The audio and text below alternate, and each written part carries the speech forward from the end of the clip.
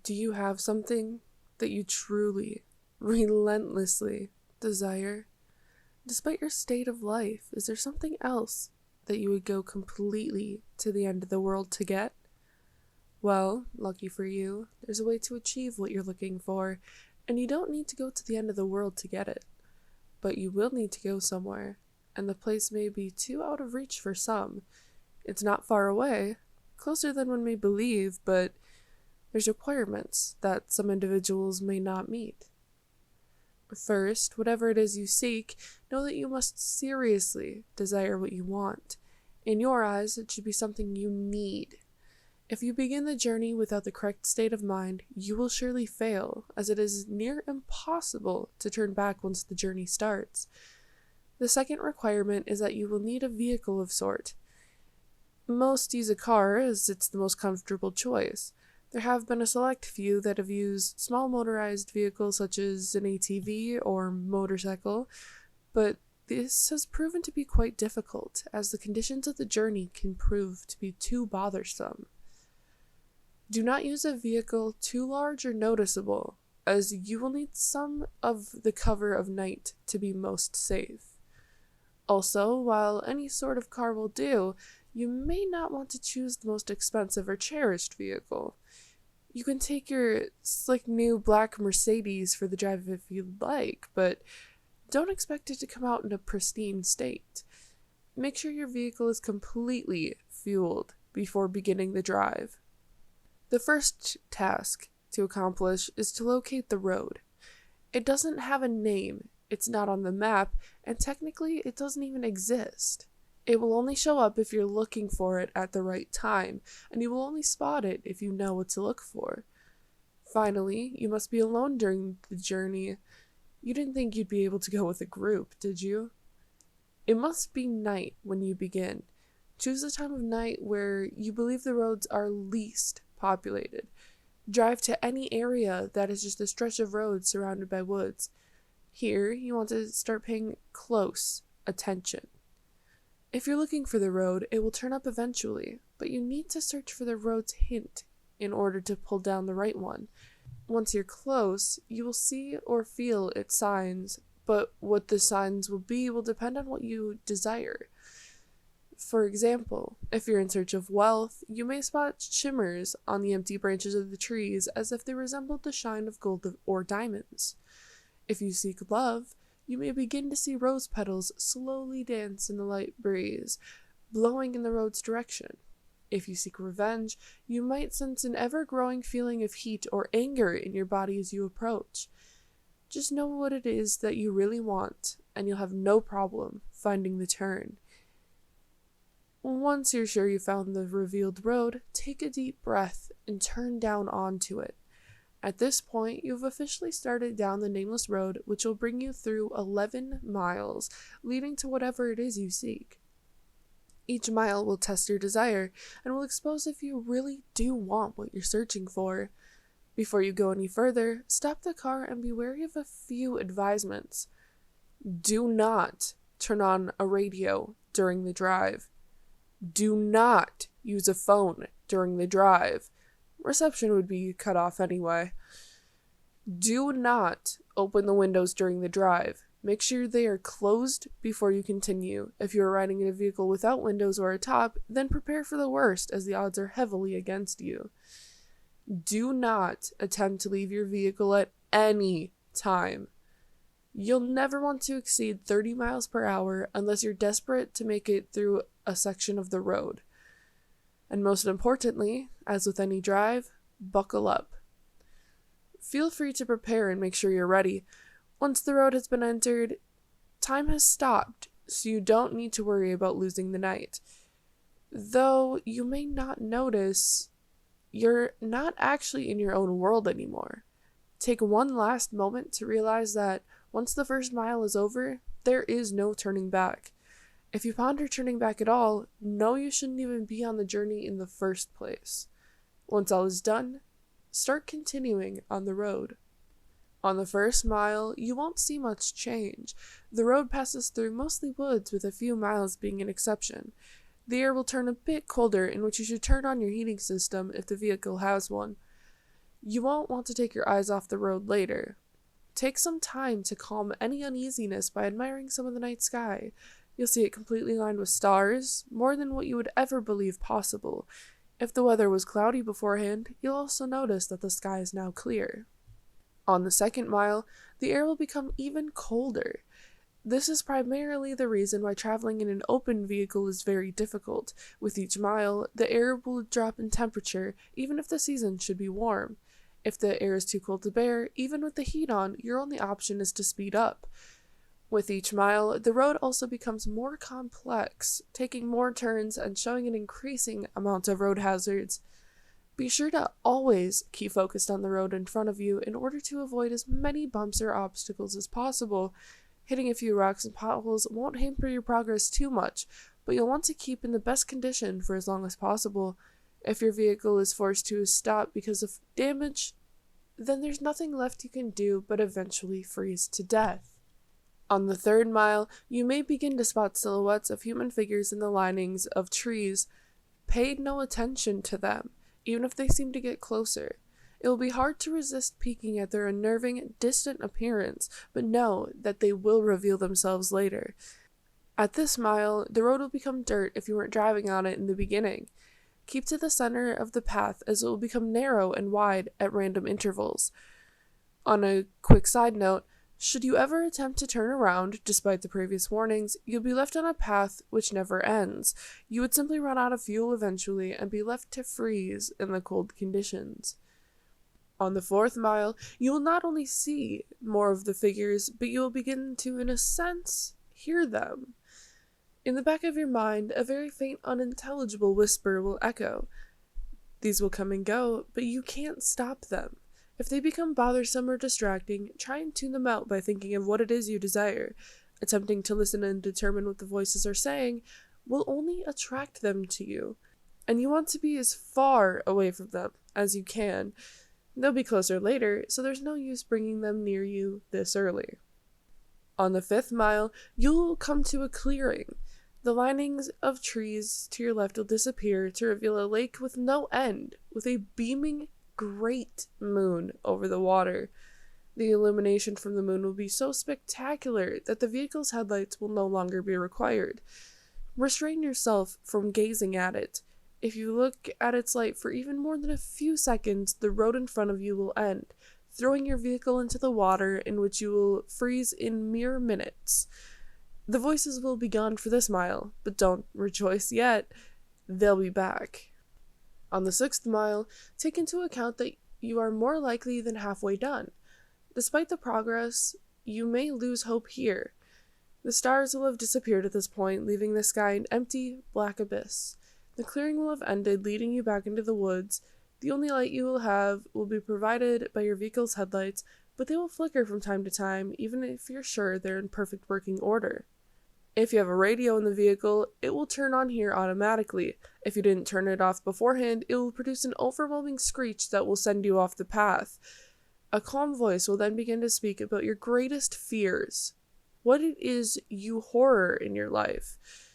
It will speak in a way that will cause you to visualize the words in your mind, so don't listen to it. If you begin to comprehend what it's saying, the horrors will prove too much for you to stay on the road safely. Attempting to turn the radio off will prove no use. Speed up if you need to, just keep your mind off the voice as much as you can. As you approach the end of the mile, the voice will fade out of the speakers, keeping your ears at peace. For now. On the seventh mile, the voices from the figures will return. It won't sound like a whisper this time, but more like distant screams, growing closer with each second. At some point on this mile, you'll hear one of them in your ear, as if one were right behind you. This is because one of the figures has found their way into the back of your vehicle. Do not turn around. Their faces will shock you to a paralysis, leading you off the road.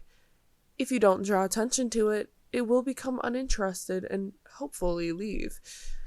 These beings are said to be the ones who traveled down this road before, but were not successful. They lived the remainder of their existence suffering in the darkness, with their only goal being to bring other travelers down with them. It has been said from experience that these beings can't physically harm you, so as long as they don't cause you to wreck, you should be fine. On the 8th mile, slow down if you're going too fast.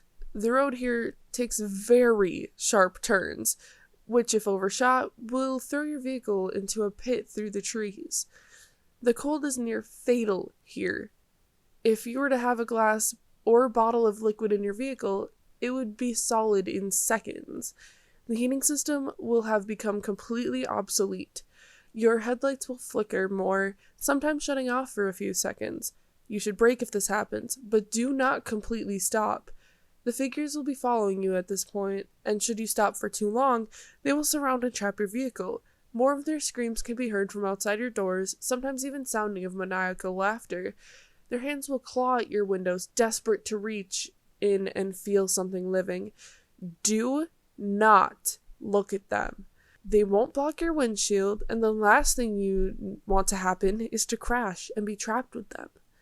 If you don't make it from here, pray that it's the freezing that ends you. On the 9th mile, your vehicle will stall. The headlights will shut off, as will all other systems inside. There's nothing you can do to prevent this. What you will need to do is close your eyes and immediately attempt to restart your vehicles. Keep your eyes closed, as the figures would have surely surrounded you at this point. The starting of the vehicle will frighten them, and they will all back away temporarily. This will give you a chance to start moving forward again.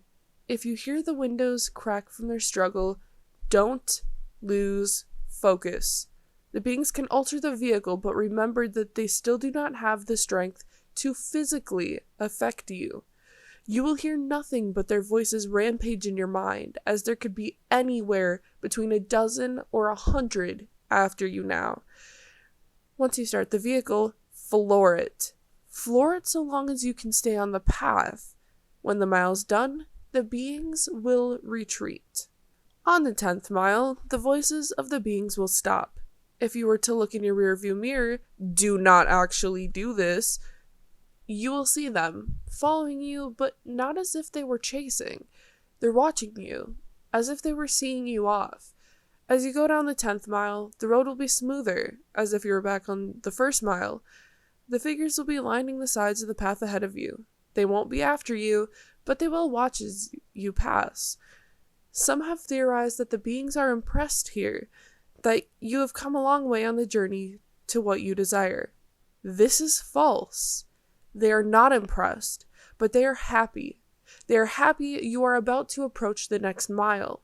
They are happy because you are most likely going to your death.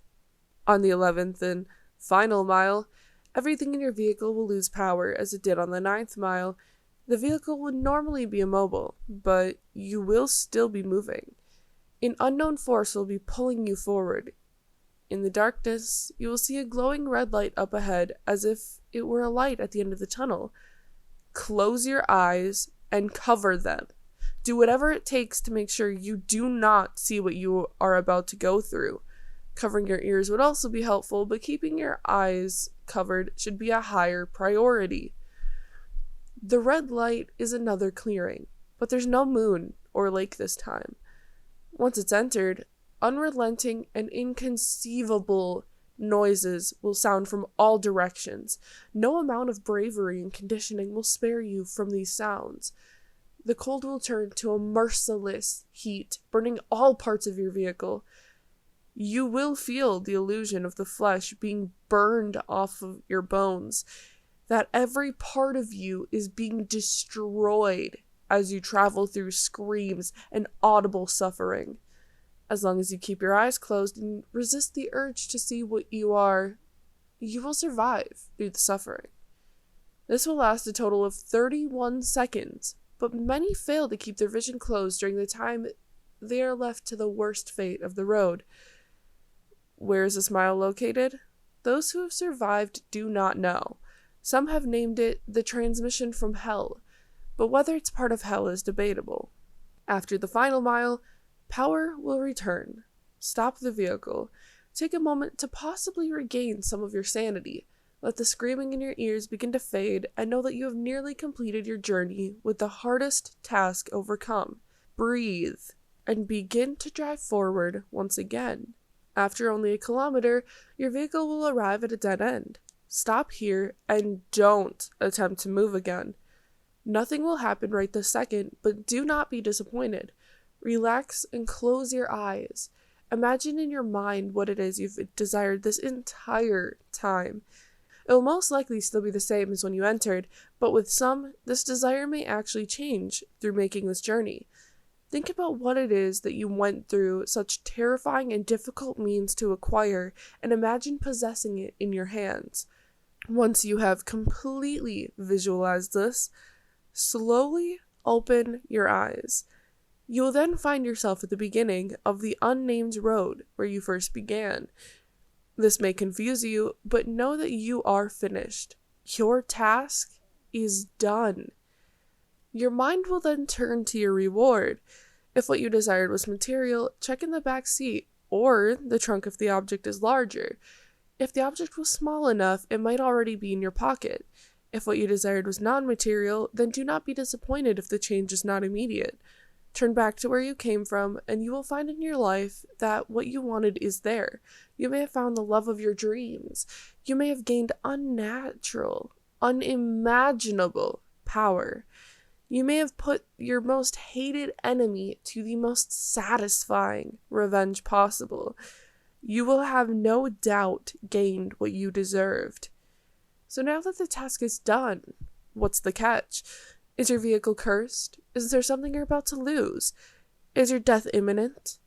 The answer to all is no, of course. You've done the challenge. You've proved worthy of what you desire. As stated before, the sounds of the 11th mile will continue to exist in your mind, potentially causing you some vivid and unusual nightmares, but these should prove as nothing compared to what you've gained. Now, one last question. Is there something else you desire? Are you not yet satisfied? After all, you're left right back where you started. The road's right in front of you, so are you up for another drive? If so, buckle up and just move forward.